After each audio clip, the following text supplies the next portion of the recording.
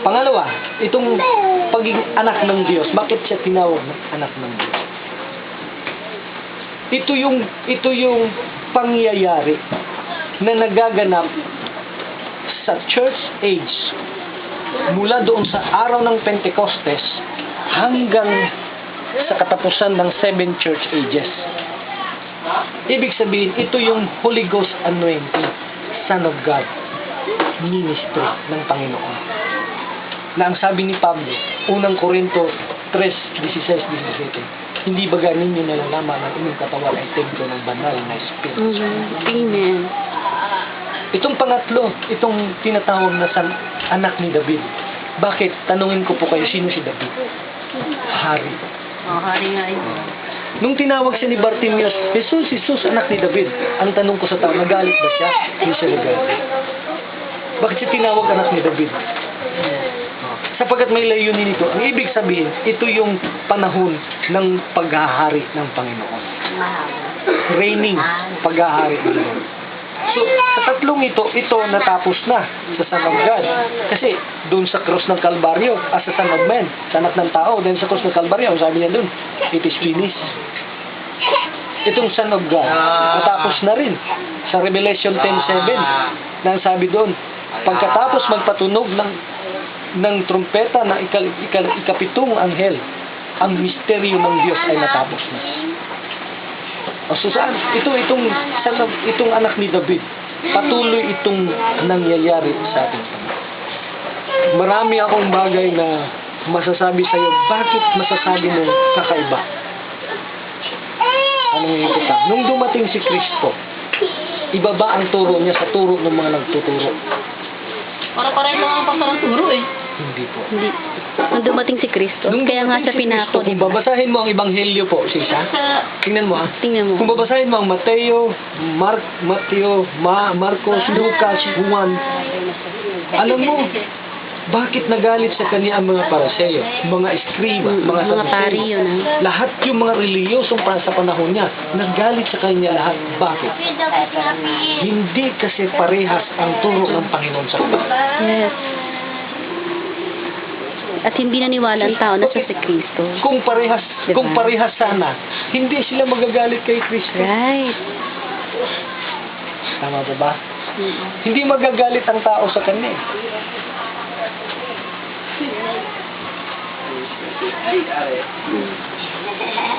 Pasok po. Sige po, pasok. So, ibig sabihin, kaya sinabi ko po na malaki ang kaibahan. God bless po. Unang paniniwala, Kuya, paupo sa akin si Kristo hindi na darating ayon sa propeta ng Diyos. Pero ang mundong ito, nag-aantay sila na darating pa si Kristo. Di ba? Malaking kaibahan yun. Malaki na kaibahan. Oo. Si Kristo na sa Tingnan mo. atin. Sige, magpangalan ka ng reliyon sa mundong ito. Lahat pangalanan mo. Kasama mo na ang end time message. Ang lahat na yan, nag-antay yan na darating si Kristo. Saang langit ang tanong ko? Magpapakita ang Panginoon. Sabi niya, sa langit na yan. Sa Israel daw. Kasunod kong tanong, saan ba,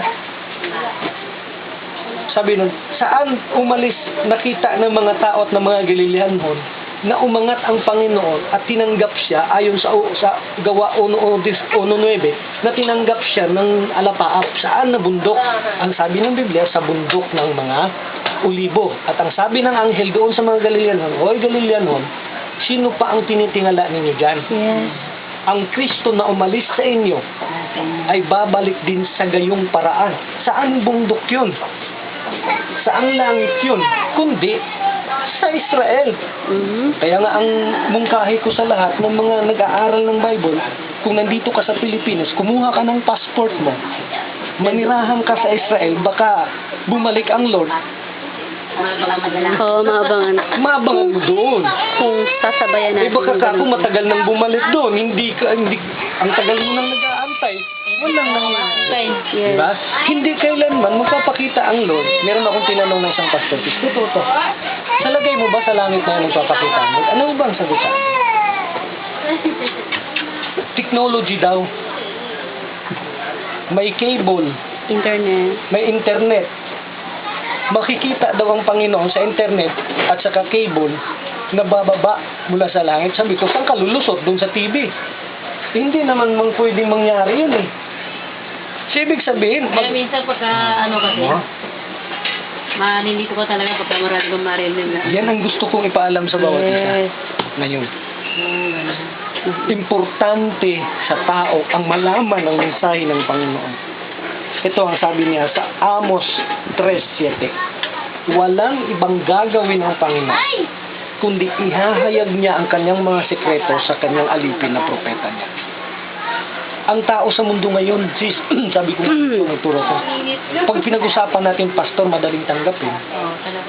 Pag pinag-usapan natin evangelista, ang bilis tanggapin. Yes. Pag pinag-usapan natin ng guro, parang ang bilis tanggap eh. Pag pinag-usapan natin apostol, alam natin, 12 apostles, nandyan na, tapos na. Pero pag sinabi natin propeta, para bagang ang tao nangingilabot. Marami kasi yung lumalabas ngayon na ano eh. Yes. Ano po? Di ba sabi na nga lang Bulaang propeta. Bulaang propeta. Sino ang mga bulaang propeta?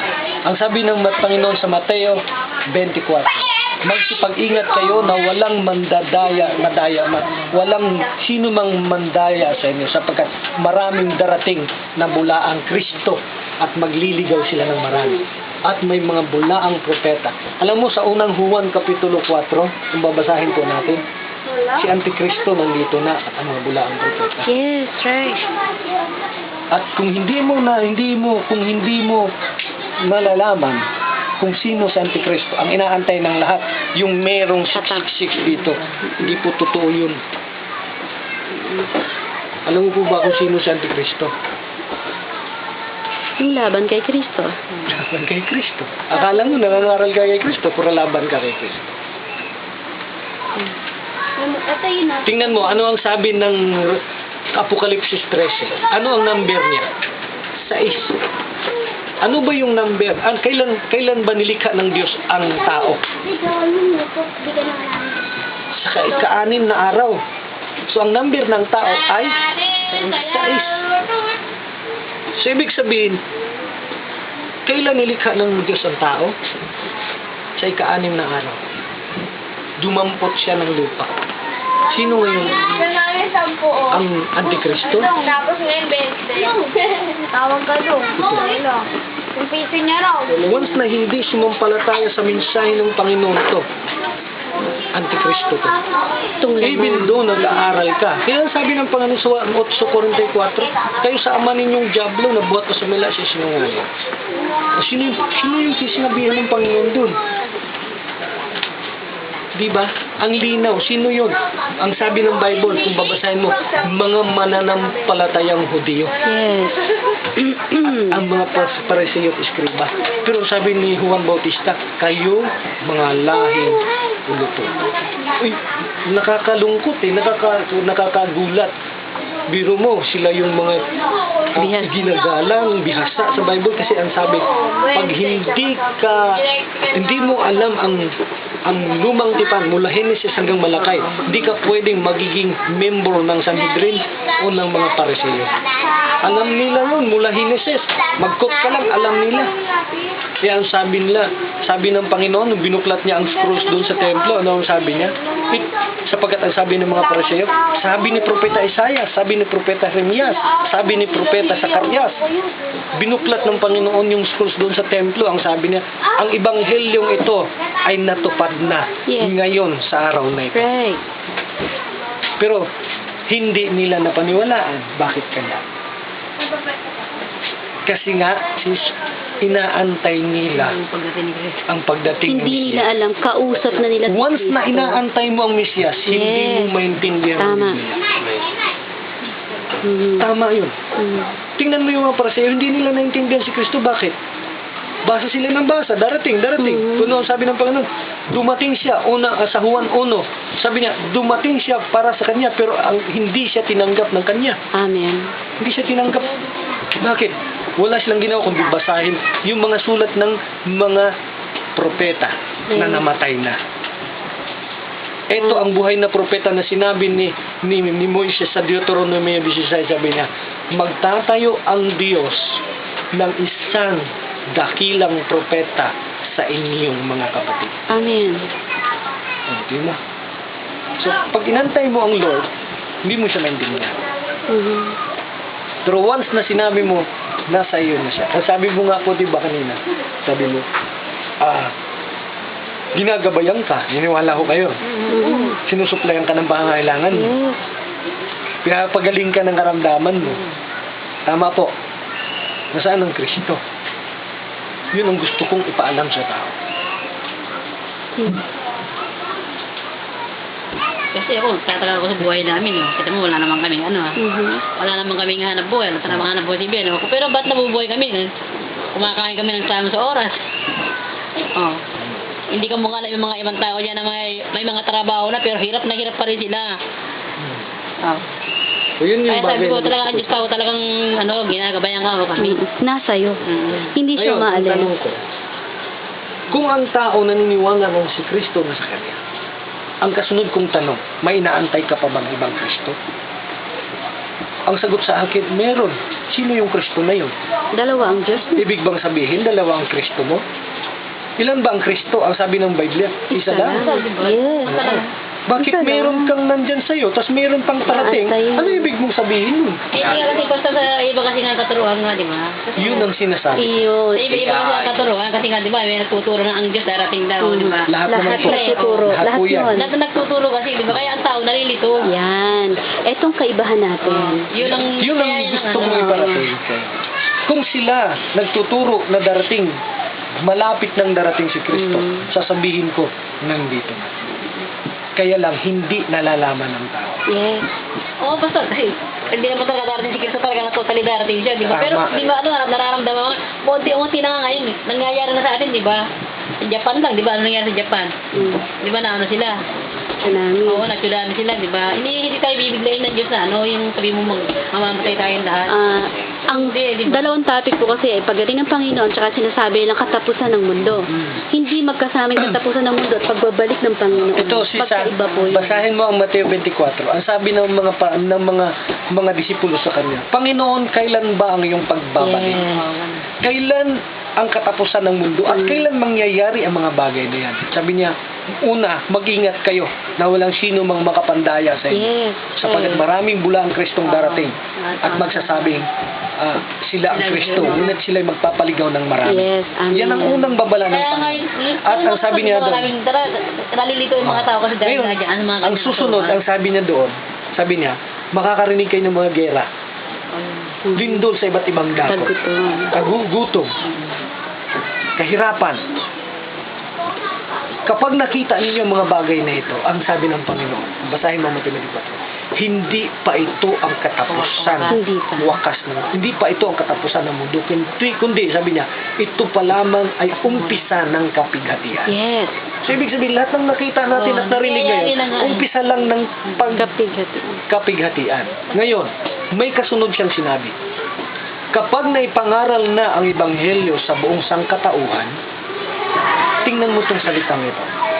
Kapag naipangaral na ang Ebanghelyo sa sangkatauhan, darating na ang katapusan. Anong hiwaga meron sa bersikulo na yun? If this gospel shall be preached unto all the world, then the end will come. Sino yung world na yun? Sino yung mundo na yun? Sino yung katauhan na yun? Meron pong dalawang mundo sa atin ngayon na mahal ng Diyos at yung isa ayaw ng Panginoong Diyos. Yes. Ang John 3:16 ang sabi niya, sapagkat ganun na lang ang pagsinta ng Panginoon sa sanglibutang ito. So, ibig sabihin, may world na mahal ng Lord. Sino to yung world na ito? At meron din sa unang Juan Kapitulo 2, sabi niya, love not the world, huwag niyong mahalin ang mundo at ang mga bagay na sa mundo. Right. Anong katayuan dito? Merong dalawang mundo na isa mahal ng Diyos. O, di ba? Unang Juan Kapitulo 2, 16, 17, 18. Ang sabi niya doon, huwag ninyong mahalin ang mundo, ni ang mga bagay na nasa mundo. So, ibig sabihin, may dalawang mundo na mahal ang isa, ito, hindi. Right. Tama? Ayon sa Biblia. Ngayon, ang sabi niya, kapag naipangaral na ang Ebanghelyo, ano yung Ebanghelyo? Mensahe ng Panginoon sa bawat panahon, sa sangkatauhan. if this gospel shall reach into all the world. Sino yung world na yun? Yung world na minahal ng Panginoon. Sino yung world na yun? Tatanungin ko kayo. Meron pa ba ibang mundo sa mundo ito? Wala na. Ikaw yung sis. Yes, right. Yung sinabi ng unang Korinto 15 na merong mga celestial body na tinatahanan pa, buhat pa sa pasimula. Tinuro ko yung predestination, sis, na buhat pa sa pasimula, ligtas ka na. Wala ka na ibang gagawin, kundi ligtas ka na talaga. Amen. Yun yung pero, gawin kita, sis. Parang nag-umpisa tayo, no? Yes, sige lang. Mag-pray muna tayo. Pray na tayo. No, mag-pray na tayo. Pray na tayo. Dakilang Diyos, Panginoon, na luwalhati ka sa araw na ito. Hinihiling ko, God, na ikaw magbigay sa amin ng kapahayagan, revelation, Lord, upang mahihag mo sa amin ang mga bagay na ayon sa iyong mga salita. Amen. Unahan mo Hallelujah. bawat isa na narito upang makinig na yung mga mensahe. Ikaw po, Diyos, ang magbukas ng aming kaunawaan na kung wala ka, hindi namin maintindihan ang lahat ng ito. Salamat sa iyong Espiritu Santong nananahan sa bawat isa sa amin So, Lord. upang ipakita ang iyong kagandahan, ang iyong mga hiwaga, Panginoon. Hallelujah, maraming salamat po. Gamitin mo ang iyong lingkod ayon sa iyong pag-ibig at pagmamahal. Yes, oh In the God. name of Jesus Christ. Amen. Amen. Amen. Ano ba yung tanong ko? Hallelujah. Okay. Dalawang. Hindi. Thank you, Lord. Meron akong dapat itanong eh. Hallelujah. Okay. Predestination. Buhat pa sa pasimula. Ayon sa Biblia, tanong kita muna. Sa isipan mo lang po ha. Sa inyong mga isipan lang. Sa palagay mo lang. Dahil naglilingkod na po tayo sa Panginoon. Sa inyong palagay lang. Sagutin ninyo ako. Kailan mo, maliban dito sa mga kapatid na naturuan mo na, nakarinig namin sa inyo, kailan mo tinanggap ang kaligtasan? Yes. Nahigos ka ko na siya. Siyempre, ito, mga nakaalam na. Sapagkat narinig na nila ang mensahe. Sa palagay mo, sa iyo, ayon lang sa iyo, hindi naman natin yung sisilipin eh, hindi naman natin yun. Sa palagay mo lang, dahil alam mo, naglilingkod ka na sa Diyos. Sa palagay mo, kailan mo tinanggap ang kaligtasan? Para sa akin, Pastor, mula nung ako naglilingkod, tinanggap ko yung kaligtasan. Okay. Mula nung naglilingkod ka, ang kasunod po nating tanong, kailan kaya? Kailan ka buhat? Kailan ka nagpasimulang maglingkod sa Panginoon? Ilang taon na ba? Aabot na kaya ng 5, 6? Tagal na, 1990 ako.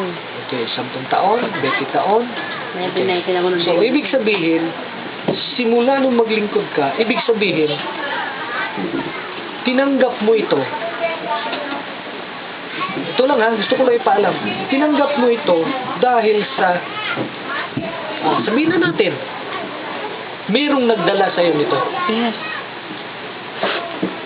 Ano po ba? Okay, balikan natin ang history ng baysa. Ito, history naman ng baysa to eh. Para sa akin, Pastor, wala nagdala sa akin dito eh. Wala. Kasi sa simula niyan, dahil nakikita ko sila na, yun, si Pastor Lonnie, balikan natin Opo, ang di ba? history. Oh, okay, tama po. Siyempre, sa ikot siya ng ikot niya, nagharap siya ng sasaksakan niya ng ilaw. Dahil alam ko naman yung binahagi niya na salita talaga ng Diyos, di ba? Amen. Eh wala siya masaksakan ng ilaw nung araw na yon, nung gabi na yun magkukrusade sila. Ako anak ko sa loob na sabi ko, Pastor, Doon yung pinasaksak. ano nga, saksak ko ako yung wire niyo, sabi ko. Magmula nung ano na yun, na sinaksak ko yung wire niya na yun, makikinig ko sa mga salita niya dahil alam ko ng mensahe kasi ng Diyos yung salita niya na yun. Eh. Amen. Okay, so ibig sabihin sis, Kaya walang nagdala sa akin, sa kundi- madaling salita, Kusang ano ko yan. doon yun nagpasimula. Doon nagpasimula. Okay.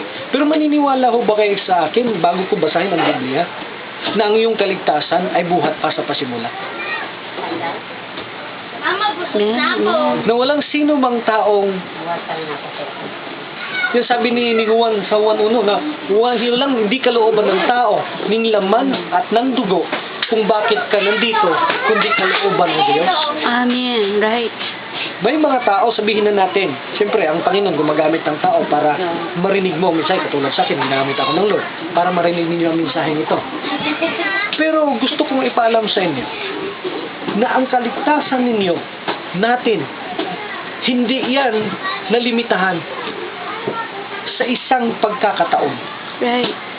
Ang kaligtasan mo, ang sabi ng Biblia sa Efeso 1, ay buhat pa sa pasimula.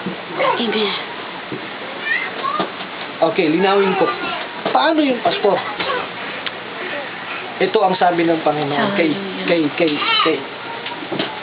propeta. Sino yung propeta na yun? Kalimutan ko yun.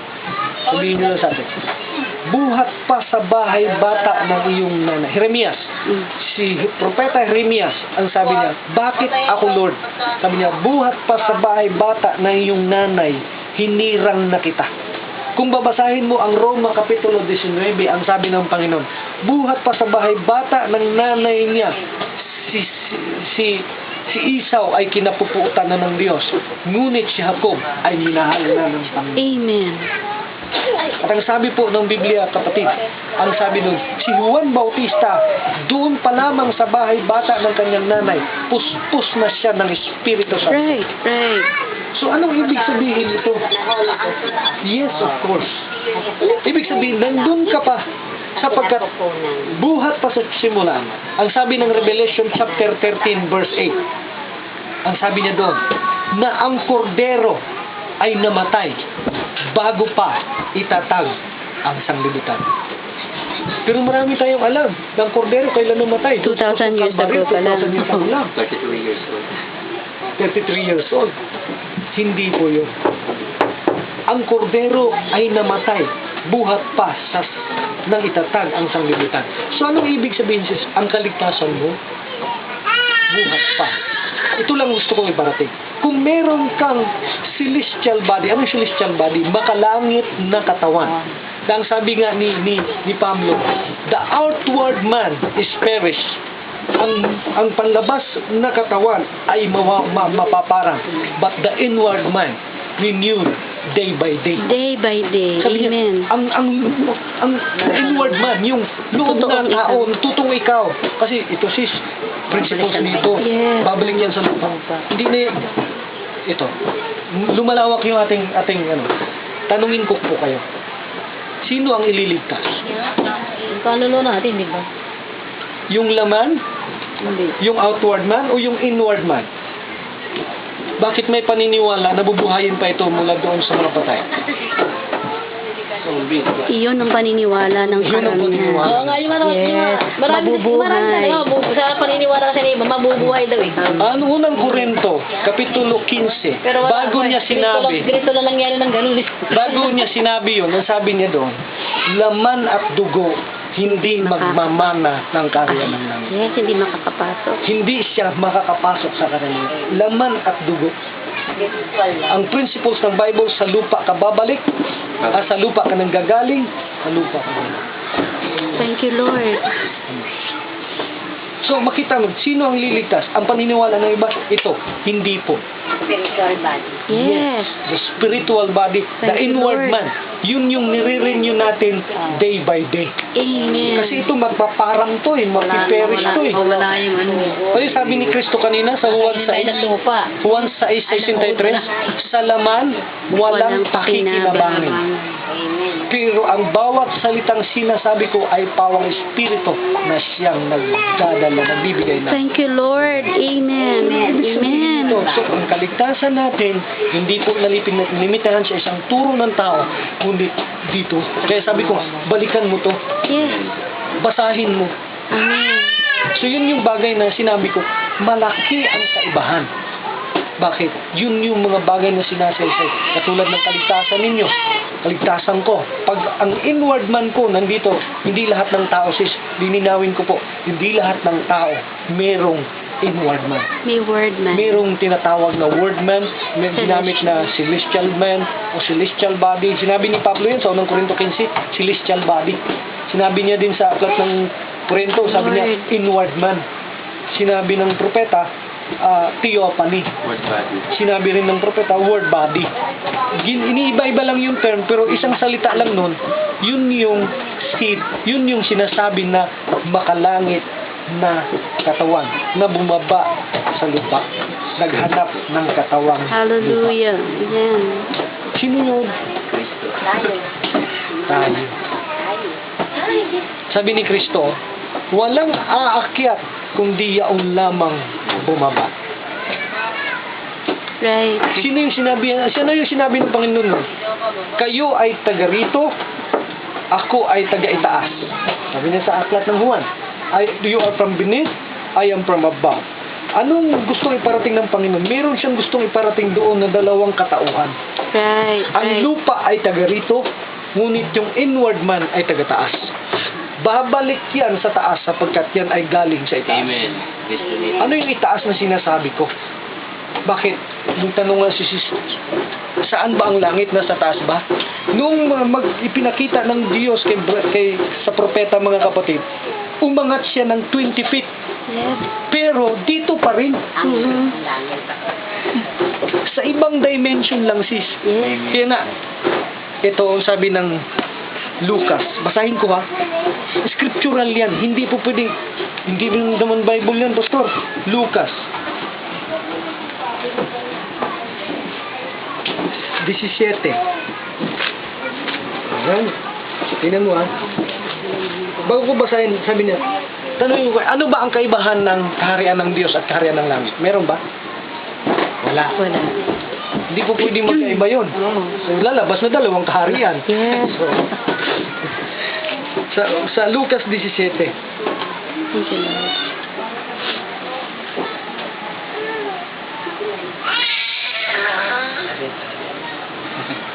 Malabo na.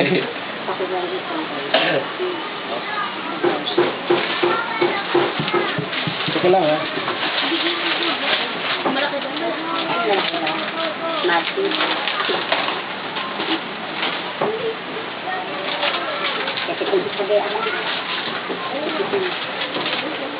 Teka lang po.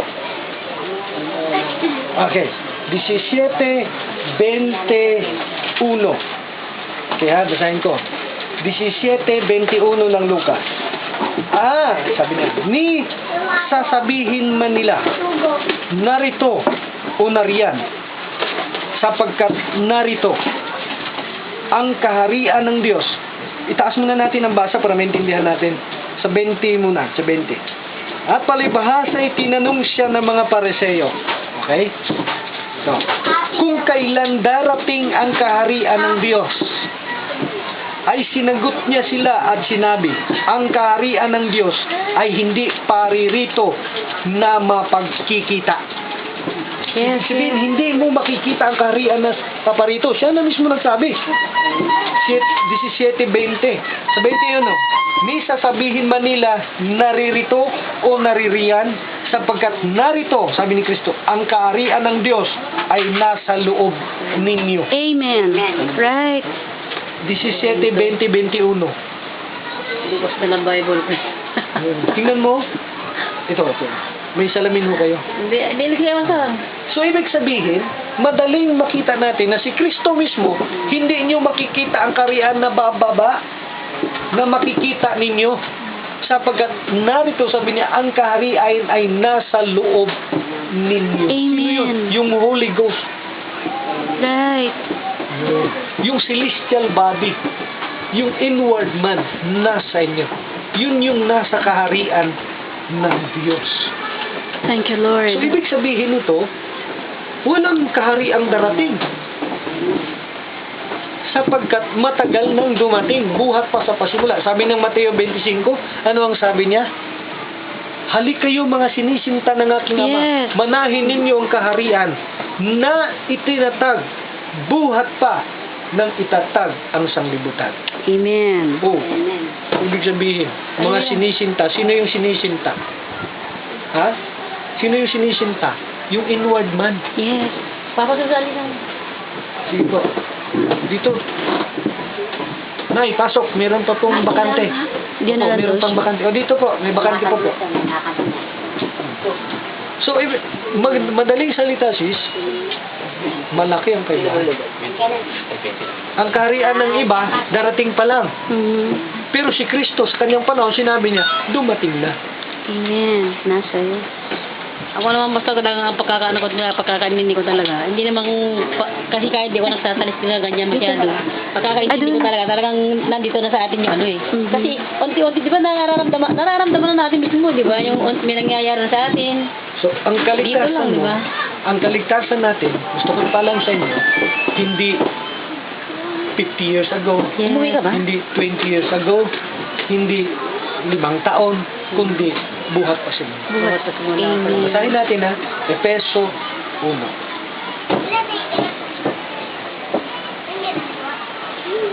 Tres. Magpasimula tayo sa 3. Wala pa kasi yung salamin ko, hindi pa bumaba eh. Yun ang bababa. Yung salamin. Purihin, sabi ni Pablo, Efeso 1:3. Purihin nawa ang Diyos at Ama ng ating Panginoong Kristo na siyang nagpala sa atin ng bawat pagpapalang ukol sa Espiritu sa sangkalangitan kay Kristo. Ayon sa pagkapili niya sa atin Right. sa Kanya bago pa itinatag ang sanglibutan Right. upang tayo'y maging mga banal at mga walang dungis sa harapan niya sa pag-ibig. O kailan daw tayo naging banal, sis? At walang dungis? Buhat pa nang itatag ang Amen. sanglibutan. Thank you, Lord. Ibig sabihin, hindi pala sino mang grupo na nagsasabing kami lang yung ganito, kami lang yung ganon. No. Ang Biblia, marami na akong na-encounter nito at napag-usapan namin to. Ang sabi ng iba, okay? Ang sabi ng iba, gagamit sila ng mga history na ang bersikulong ito daw, sabi nga ng isang kapatid natin na nakausap, ang bersikulong ito ay para lang sa mga episo. Eh di, hindi pala para sa iyo yung Ephesians, tanggalin mo na sa Bible mo yan. Kung kilaban sa paniniwala mo, sasabihin mo para sa kanila yan. Ayaw mong tanggapin. Bakit? Tatanggapin mo lang yung pabor sa iyo. Hindi dapat ganun.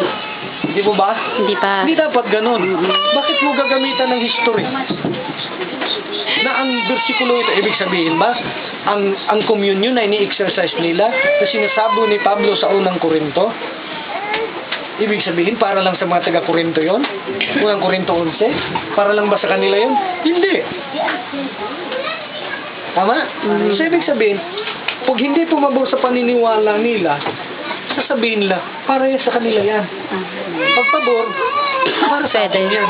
Ay, hindi tama yun. Tama po ba? So, ibig sabihin, ang salita ng Panginoon ay no limits, lahat yung atin. Para sa lahat. Para sa lahat. Pinakita dito ni Pablo, ipinahayag sa pamamagitan ng kapahayagan ng Diyos sa kanya, na ang kaligtasan, buhat, pagkapili sa atin, na ang pagkapili sa atin, pinili pala tayo ng Diyos. Ang sabi ng Panginoon, hindi kayo ang pumili sa akin, kundi ako ang pumili sa inyo. Kailan yun?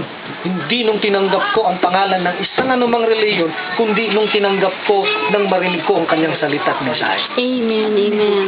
Kailan yun? Buhat ng itatag ang sanglibutan. Right. Pastor, bakit ganito? May mga bagay kung bakit tinatawag natin nakalimutan yung bagay Yan. sa ating buhay na. Bakit? Dumating kasi tayo dito sa laman na ito. Yes. Ang laman na ito ay siyang nagbigay sa atin ng amnesia o pagkalimot. Right. Nakalimutan natin yun, pero nandyan na yan sa atin. Yung salita, nandyan, ikaw yung salita. Nang sabi ng Juan 1:14, tayo yung salita. Nandyan na yan sa atin. Kaya lang, na-amnesia tayo, nakalimutan natin, pero nung marinig natin ito, naintindihan ko yan. Amen. Amen. So, ganito. Kung pahintulutan ko na itong laman na ito ay babangon mula sa patay, meron bang tao sa Biblia na bumangon mula sa mga patay? Dalawa. Si Kristo at si Lazaro. O, yung marang dalang ni Kristo lang naman talaga, di ba? Pero Si namatay Kristo si Lazaro. nung mabuhay sa mga patay, hindi na siya namatay uli. Sorry. Tama? Pero si Lazaro, sa 1:11, I believe mga kapatid, 1:11, sabi niya doon, si Lazaro nabuhay dahil tinawag siya ni Kristo mula sa mga Yes. patay. Pero ang sabi ng history, namatay siya uli. Amen. So, anong ibig sabihin nun? Hindi talaga po pwede. Si Kristo lang ang gumanap na yun. Bakit kaya? Siya lang ang gumanap naman. Alam niyo kung bakit? Sapagkat ang katawan ni Kristo ay hindi dumaan sa pamamagitan ng tinatawag na Sex birth. sex birth process. yung ipinanganak ng nanay at tatay dahil nag-ugnayan yung Yes. magkasama. Kaya lahat, ang sabi ni Job, ang lahat ng ipinanganak sa pamamagitan ng babae, sex birth body yun, sex birth process. Ang ipinanganak sa lahat, ang lahat ng ipinanganak sa pamamagitan ng babae ay, sabi niya, maiksi ang buhay Yes. at pawang kaguluhan lamang. Pawang, ano yung binanggit niyo doon? Kapighatian lamang. So, ibig sabihin, tayo nga, itong laman na ito. Pero, sabi nga ni Kristo, wala tayong pakikinabangan sa katawan na Right. ito. Amen. Hayaan natin siyang mabubuhay, mag-enjoy siya, as long na tayo, itong laman na ito ay naglilingkod sa Panginoon sapagkat ang makataong loob ay nare-renew siya day by day. Amen. Araw-araw. Amen. Amen. So, Thank yun you, yung Lord. bagay na marami pang, sabihin ko sa inyo, sa mga kapatid, marami pang iba. Sabihin natin, iba. Laban sa katuruan ng mundong ito. Sapagkat si Jesus dumating, hindi siya nagturo ng reliyon, kundi nagturo siya ng mensahe ng Diyos. So, sabi niya, ang aking pagkain ay ang gawin ang kalooban ng aking Ama. Amen. Sabi na doon, sa 1:4, sabi niya. Sabi ng mga Hudyo, sabi ng mga disipulo, kumain ka na ba, Guro? Sabi niya, tapos na akong kumain. Sabi ng mga, bakit may nagdala ba sa kanilang pagkain dito? Sabi niya, meron akong pagkain na hindi ninyo nalalaman. Right. Ang aking pagkain ay ang gawin ang kalooban ng aking Ama. So, mission yun. Nandito tayo upang gawin ang kalooban ng ating Ama. Sino yung Ama mo, sis? Jesus. Saan siya nandyan? Nung sinabi ni Kristo, ako at ang Ama ay isa. Sinong tinuturo niyang ako itong laman na ito? Sino yung Ama nasa loob niya? Right. Sapagkat sinabi niya, ang Ama ay nasa akin at ako ay nasa Ama. Amen. Ako at ang Ama ay isa. Right. Ngayon, sasabihin, pwede mong sabihin ngayon, sis, ako at ang Ama ay isa. Right. Bakit mo sinasabi yun? Meron kang celestial body. Ano pero makuha? Sino yun? Father yun eh. God yun eh. Diyos yun. Yan sabi niya sa Juan 30:33, ang sabi niya, ang bawat dinadatnan ng salita ng Diyos ay Diyos. Amen. What is Glory to God.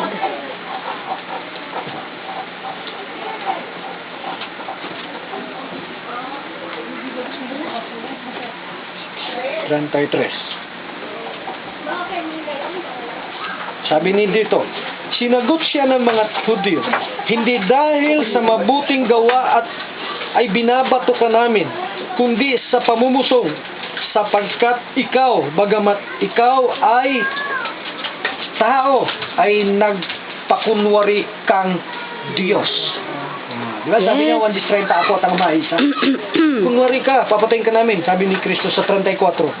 Sinagot sila ni Jesus, hindi baga nasusulat sa inyong kautusan, aking sinabi, kayo'y mga Diyos. Kung tinawag niyang mga Diyos, yaong mga dinanatnan ng salita ng Diyos, at hindi mangyayaring sirain ang kasulatan. Right. Mga Diyos, yung dinatnan Ng salita. ng salita ng Diyos. Praise God. Amen. Meron akong isang taong nakausap, sis. Sabi ko, maniniwala ka bang Diyos ka? Sabi niya, hindi. Tao ako. So, ibig sabihin ba, wala ang Diyos sa'yo? Ang meron, nandito. Paano mo masasabing nandyan ang Diyos sa'yo, tapos hindi ka Diyos?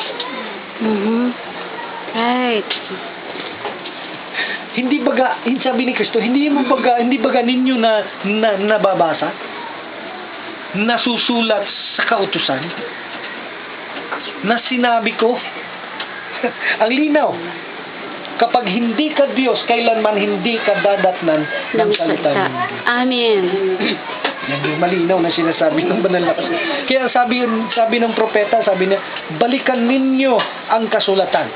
Sa bawat sinasabi ng tao, sabi ni Brother Branham, magamit ko lang si Brother Branham, kapag sinasabi ng tao ang kanyang katuruan, i-word test ninyo. Ano yung word test? Dalhin ninyo ang Biblia, buksan ninyo. Amen. Basahin ninyo ang bersikulong sinasabi niya. Right. Doon mo makikita ng tao nagsasabi ng totoo o hindi. Right. Lahat magsabi ng amen. So Amen. makita natin dito, malaki ang diferensya. Kaya sabi, meron ding sabi sa akin, Pastor, ano lang na, Bible naman parehas yung binabasa. Tama.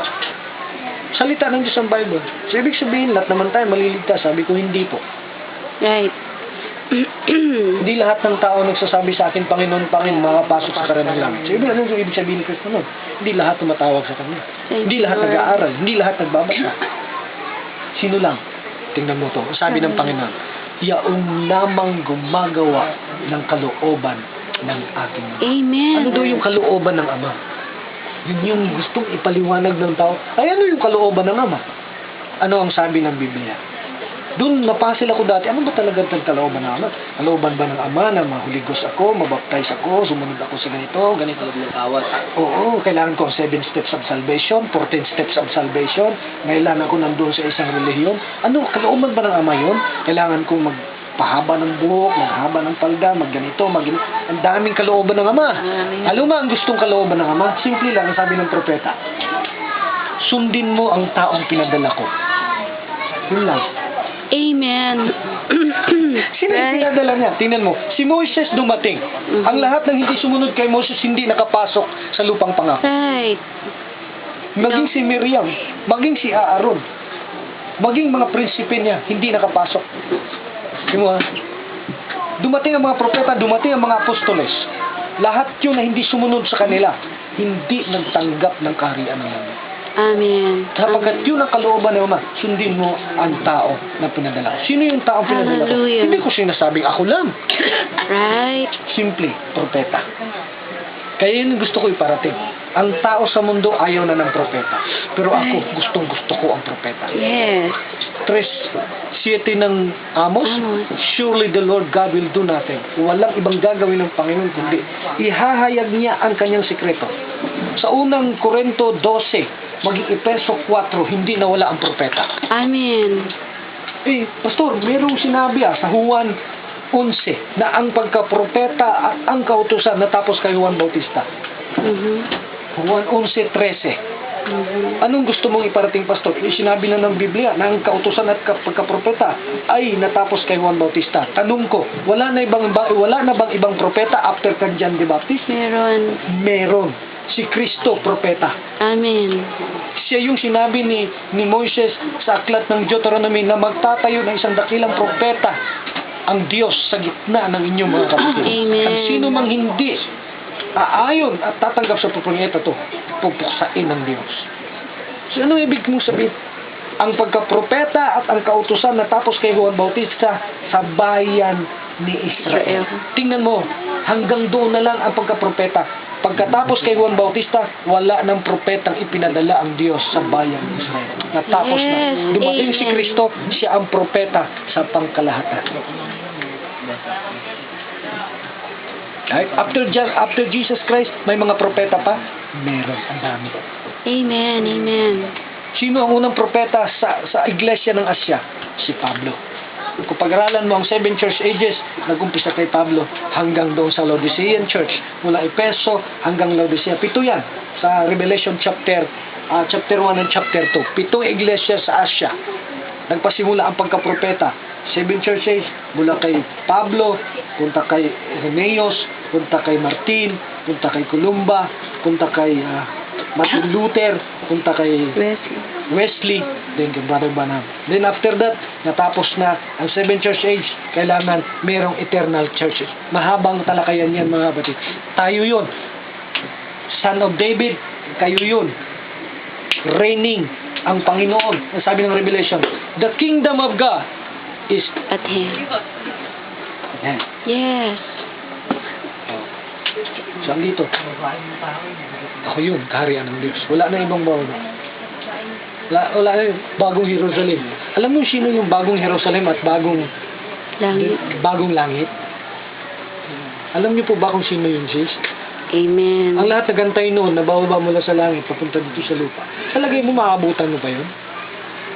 Hindi ko Pero ako, hindi ako nag-antay na ano. Alam mo ba kung sino yung New Jerusalem na yun? Ikaw. Tayo.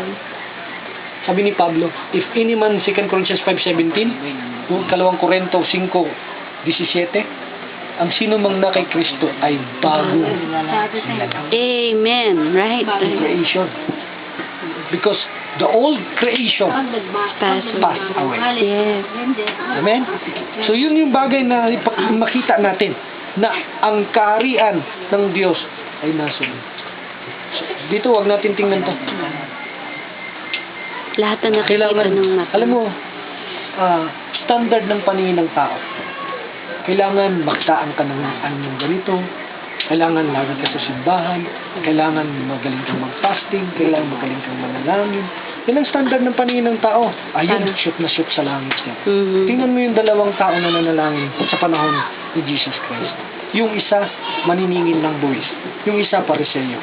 Sabi ng pariseo, Panginoon, tingnan mo kilalang kilala ito mga pariseo. Nagpa-fasting ako 2 times a week.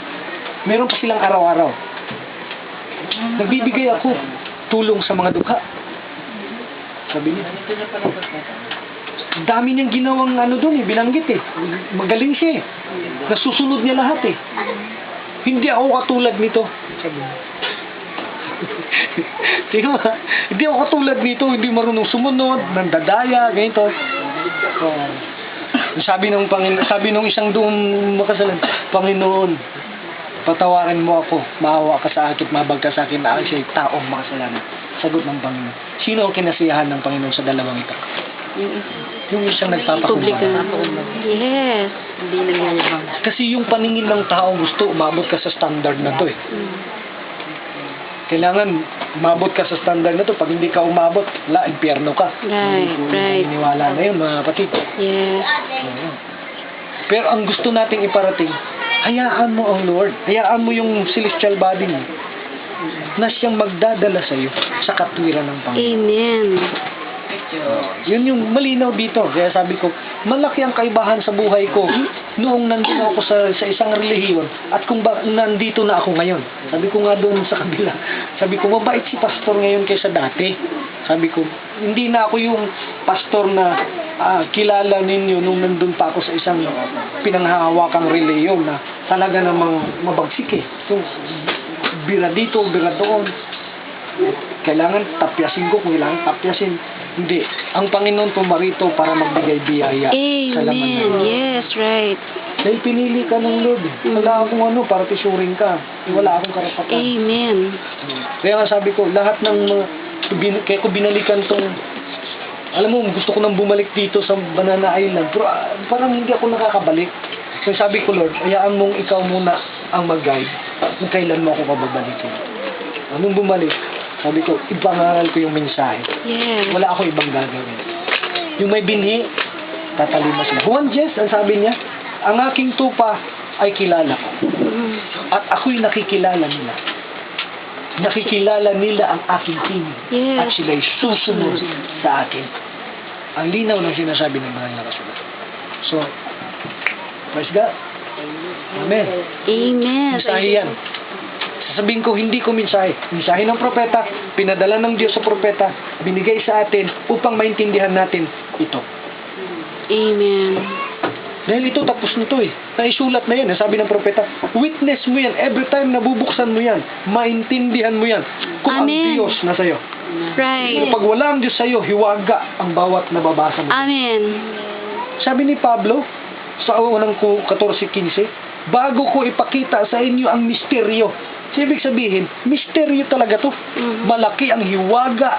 Sabi nun sa unang Timoteo, great is the mystery of godliness. Malaki ang hiwaga sa pagka-Diyos. Dahil mula sa Genesis hanggang Revelation, Diyos ang pinag-usapan dyan. Amen. Malaki ang hiwaga dyan. Right. Pero, sabi, ang hiwagang ito ay inihayag ng Diyos sa bawat isang. Amen. Right. Hallelujah. So pag pinili ka ng Lord, every time nabubuksan mo yan, nag-i-enjoy ka. Amen. Hindi yung, saan ba makita vocabulary ito? Paghanap mo na ako ng ibang Fossil. Hindi. Pero ngayon, mga kapatid, alam nyo, sa bawat pagbukas ko ng Bible, Madali na intindi. madali mong maunawaan.